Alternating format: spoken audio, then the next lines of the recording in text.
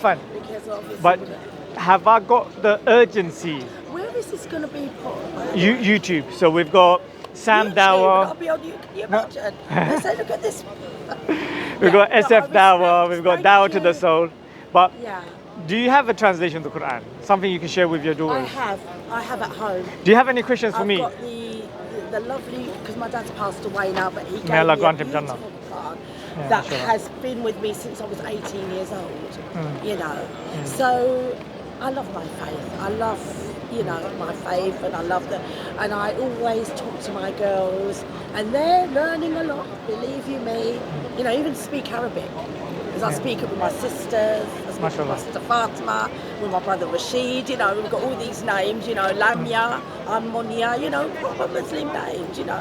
But we need to get them practicing Islam as well. That's the one, and I will, you know, gradually. And again, it's not you. I would say, Yeah. look, get your daughters into Islamic schools.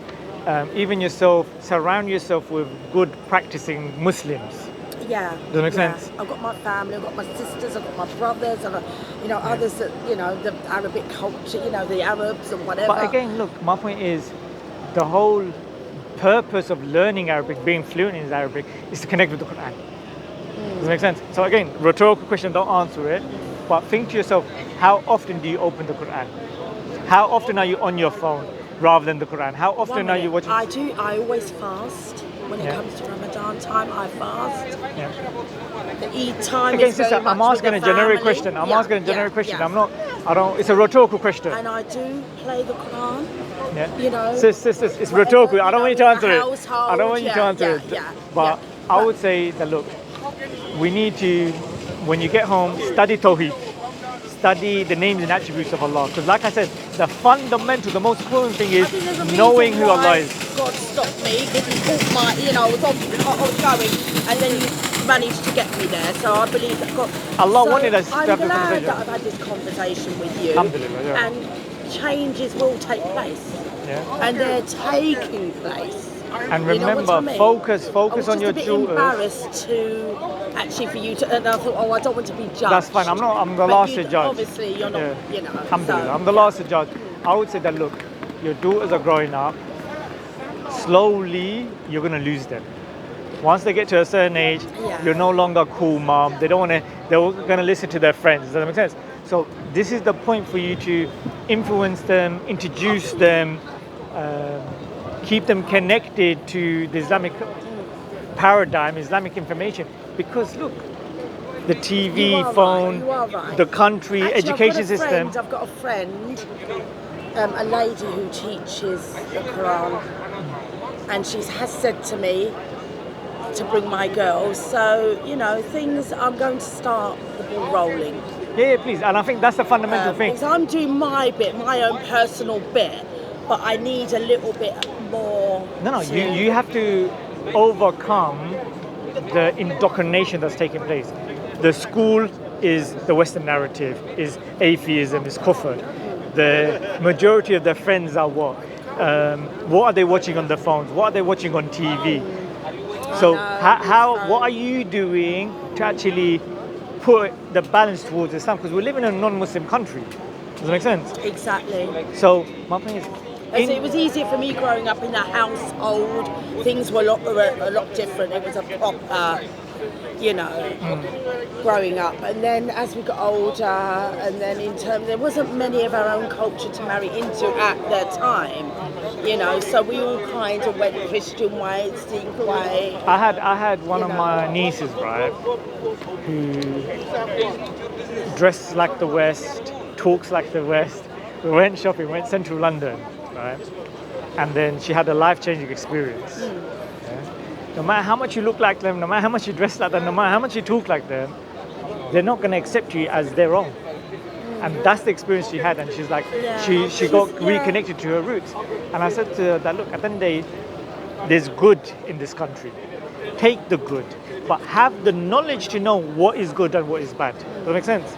We have, and very nicely, you've done the right thing by actually valuing marriage. Does that make sense? I tried. The society we live in doesn't necessarily emphasize the importance of marriage. they're pushing immorality Believe and you me, promiscuity. I fought to Yeah. save my But I'm just marriage. careful. I'm just careful that there might be audio getting cooked up. Yeah, so But anyway, but Yeah. that's another story. But alhamdulillah, I have reached a stage Mashallah. now.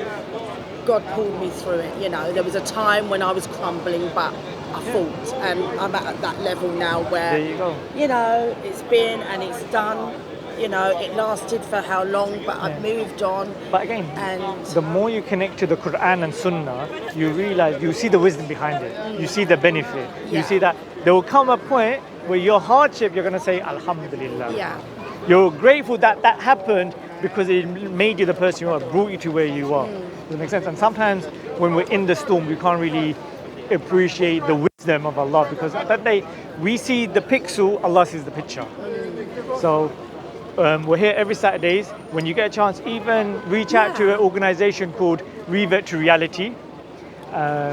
They're a good organization that supports new Muslims, and they provide, like, it's a good environment. You know what I mean? Connect yourself with a mosque. I don't know, don't mention what area you're from, like but I said, go I've to got East my London Mosque. friend, she Find your teaches local the mosque. Quran. She's Yeah. going to. She told me to bring my girls along, so I'm going to start. Yeah. You know, the doors are opening for the right Consistency, way. something It's every. been a long road, but I'm getting there. I'm finding. I've had to find my. Remember, I've been through the whole. Yeah, I had to find myself. I tried to. I never really lost my culture. I never really changed my surname. It was always on my passport, Gazuni. So, yeah, I've been, you know, alhamdulillah, I'm grateful. May Allah bless you. And thank you for your time, because Thank you you. made me stop. And I think it's God's definitely. guidance that I had to stop. So you put a strong message across to me, and God bless you for all the work you do. Because I think you do, I mean, to be able to stand here and stop people, because I find I couldn't do that. You know, need a lot of confidence. But God bless you. Thank you. I can't shake your hands, but. Oh, you says can't that- say. Okay, No problem. Okay, ma salama. Masalam. Assalamu alaikum.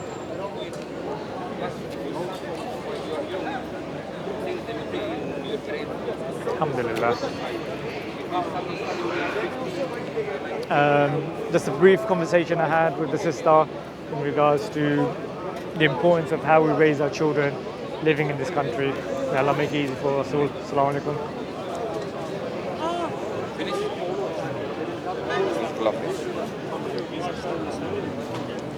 Assalamu alaikum. Stop the recording.